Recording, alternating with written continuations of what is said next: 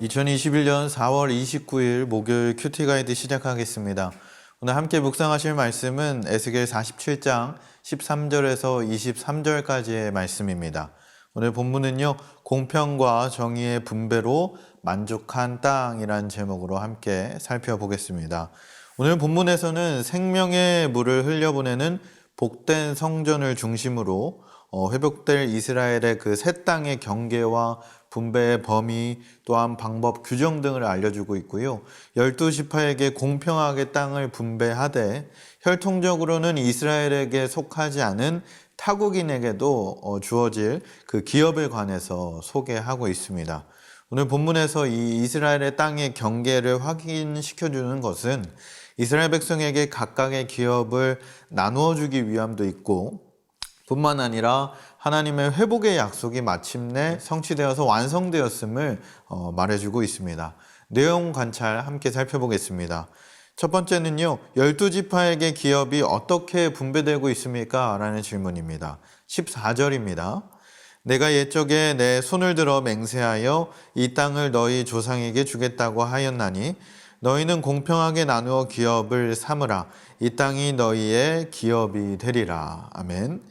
이스라엘 백성 모두에게 공평하게 분배하여 기업으로 삼으라 라고 말씀하고 있습니다. 하나님께서는요, 가나안 땅을 이 이스라엘 백성에게 주시겠다고 하신 그 첫 약속은 아브라함 때에 주어졌습니다. 그리고 이 이후에 그의 후손인 야곱과 요셉, 그리고 출애굽 때의 모세와 당시 이스라엘 백성에게도 하나님께서는 이 약속의 성취를 보증하신 것을 볼 수 있습니다. 기업이 분배되는 것은요, 바벨론 포로 생활로부터 해방되어서 본토가 회복될 것이다 라는 것을 말하는 것인데, 그리고 그것에 이어서요, 이스라엘 백성들과 하나님의 관계가 회복될 것을 말씀하고 있는 겁니다. 더 나아가서 오늘날 우리의 모든 성도들에게 하나님의 나라를 유업으로 받게 될 것이다 라는 예언의 말씀으로도 볼 수가 있는데요. 우리 사랑하는 성도 여러분, 우리는 이 땅에서 살아가고 있지만 땅에 집착하는 것이 아니라 모든 만물의 주인 되신 하나님을 중심으로 모시고 살아가야 할 줄 믿습니다. 그럴 때에 여러분들에게 하나님께서 회복의 소망을 주실 줄 믿습니다. 두 번째 질문입니다. 땅의 경계선은 어떻게 나누어지고 있습니까? 라는 질문인데요. 15절에서 20절까지 자세하게 기록을 하고 있습니다. 그 부분을 천천히 잘 읽어보시면 이해가 되실 텐데요. 차례대로 북쪽, 동쪽, 남쪽, 서쪽 이렇게 말씀을 통해서 소개를 하고 있습니다. 북쪽 경계선은요, 헤들론 길로 말미암아 스닷 어기까지다 라고 이야기하고, 동쪽은 하오란과 다메섹 사이 및 길르앗과 요단강까지다. 그리고 남쪽은 다말부터 대해까지, 서쪽은 대해부터 하맛 어기까지다 라고 말을 하고 있습니다. 이렇게 경계선을 나누고 있는 것을 이 본문을 통해서 우리가 알 수가 있습니다. 세 번째 질문입니다. 땅의 기업을 나눌 때에 타국인을 위해서는 기업을 어떻게 나누고 있습니까? 라고 질문하고 있는데요. 22절에서 23절까지 말씀입니다. 너희는 이 땅을 나누되 제비를 뽑아 너희와 너희 가운데에 머물러 사는 타국인 곧 너희 가운데에서 자녀를 낳은 자의 기업이 되게 할지니 너희는 그 타국인을 본토에서 난 이스라엘 족속같이 여기고 그들로 이스라엘 지파 중에서 너희와 함께 기업을 얻게 하되 타국인이 머물러 사는 그 지파에서 그 기업을 줄지니라. 주 여호와의 말씀이니라. 아멘. 회복된 이 이스라엘 땅의 분배에 이은 부가적인 기사로서 이스라엘 백성 중에 거하고 있는 타국인에게도 이 기업을 분배해 줄 것을 하나님은 명령하고 있습니다.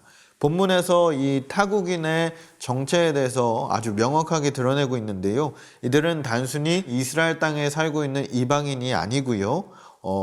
이방 신앙을 버리고요. 이제 여호와의 신앙으로 돌아옴으로써 자손 대대로 이스라엘 백성과 삶을 함께할 자들을 가리킵니다.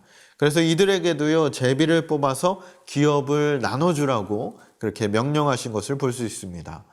연구와 묵상으로 넘어가 보겠습니다. 하나님께서 이스라엘 땅을 나누실 때의 분배의 원칙에서 하나님의 속성이 어떻게 나타나는지 묵상해 봅시다 라고 이야기합니다. 여기서 드러난 하나님의 속성은요, 두 가지로 요약을 할 수가 있습니다. 첫째 속성은 공평과 정의, 사랑의 하나님이라는 거예요. 오늘 본문의 이스라엘 땅의 경계선을 말씀하신 것은 하나님께서 약속으로 보여주시는 새 성전과 새 땅이 공평과 정의, 사랑으로 건축되어 기업으로 분배되는 곳이다 라고 이야기하고 있는 건데요. 이 분배 원칙은 인간의 형편과 능력에 따라 주어지는 것이 아니고 모든 이 하나님의 나라 안에서 모든 사람이 불만 없이 공평하게 기업으로 나누어 줄 것을 이야기하고 있습니다. 그렇기 때문에 우리 하나님은 공평과 정의, 사랑의 하나님이다 라고 드러내고 있는 것이고요. 둘째 속성은요, 차별이 없으신 하나님이다 라고 말합니다. 앞에와 비슷한 맥락일 수 있는데요. 이방인에게도 동일하게 기업을 나누고자 말씀을 하셨습니다. 하나님의 나라는요, 인종과 지연, 혈연, 학연 이런 것에 차별 없이 모두가 함께 하나님의 은혜를 누리고 하나님의 은혜 가운데에 사는 그런 공평과 정의의 그런 하나님의 나라라는 것을 말씀은 정확하게 드러내고 있습니다. 우리의 믿음의 공동체인 교회 또한요, 차별 없이 함께하는 은혜가 넘치는 그런 공평과 정의의 공동체가 되어야 할 줄 믿습니다. 우리 이제 삶에 적용을 할 건데요. 나는 다문화 가정의 사람들과 교류를 어떻게 형성하고 있는지, 또한 교회 내에서 타문화권 사람들이 신앙의 공동체를 잘 이룰 수 있도록 개선해야 될 점에 대해서 생각해보자 라고 이야기하고 있습니다. 우리 사랑하는 성도 여러분, 하나님의 나라는요, 폐쇄된 나라가 아닙니다. 만민에게 개방되어 있는 나라다라고 말하고 있어요.